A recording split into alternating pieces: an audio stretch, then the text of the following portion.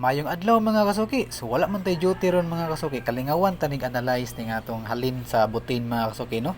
So akong gikuha nga kanang kuan nga halin kaning gikan sa October 21 until October 30. So ang number of cells, so as you can see mo ni siya. So ang purpose ng ginakuha ni mga kasuki is ganahan ko makabalo if pila ang akong halin per day and average halin nako per day and gusto po kong makabalo if kanang kanusa ko mag-restock and kanusa ko mahukdan sa supplies nako sa putin.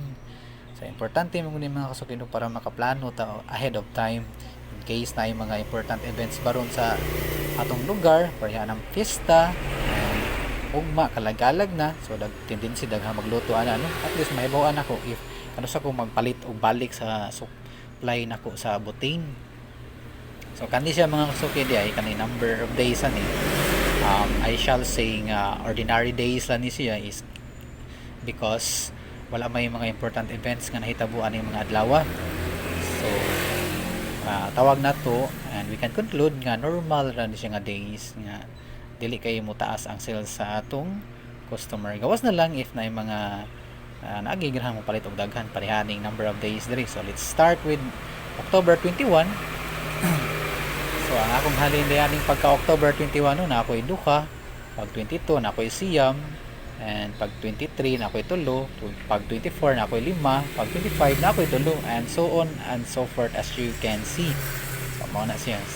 Atong gitotal ang number of cells per day. So maabot siya og 56 mga kasuki no. So total number of cells sa akong butin within 10 days na abot siya 56.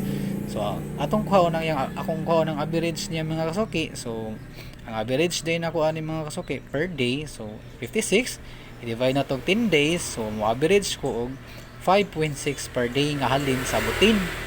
So let's get na lang sa 6 and atong i-remain ang 5. So sa tinamban pa ta istorya na ako'y halin kada adlaw nga 5 sa akong butin nga akong gibaligya.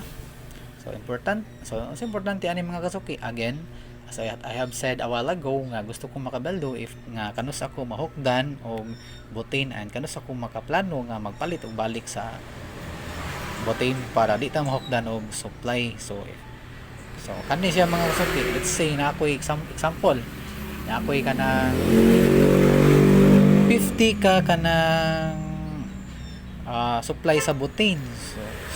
So nahibaw naman nato nga pila imong atong average nga kanang kuan sales per day na ako'y 5 ka per day nga halin sa akong butin. So kanang 50 ka buok nga akong gipangumpra, expected na siya nga mahurot na siya within 10 days no. So mao na siya.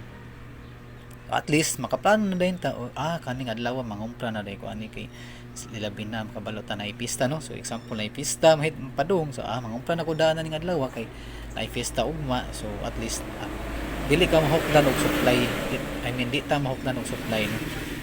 So mora ni siya mga kasuki no, ako ang gikuha no. So averaging lang ni siya. So mo na akong i-practice and gamit sad kay ni sa kuha pod. Depende sa inyo ha mga kasuki, lahi-lahi man gid tawag kanang kuan practice. May ni palit mga kasuki, so na-post na ka jud. So mo to siya no, kung kuan nga at least makahibalo mabaw-an ako kung kanus ako mag-supply og balik sa akong kuan sa butin. But again, lahi-lahi man tag practice, depende ra na sa inyo ano. Kung inyo ba ning sundon, basta mao ni ako nga i-practice pod at least makabalon ako kung kanus ako mag-supply. I mean magpalit og balik og butin. Yan kanus ako kibalo na sad ko kung kanus ako mahukdan. Na may other way ani mga kasuki nga sa pagkuha nimo kung kano sa kapaspason ng atong kaning kuan ang atong halin sa atong mga gipaninda kaning inventory turnover issue. At medyo complicated man to siya mga kasuki. So, but then siguro ato to i-try kabalo masagon sa to siya. Mora na siya mga kasuki. Pagkuha no sa mga sa sales per day and average nimo. Depende sa inyo kung inyo haning sundon. Okay? Thank you.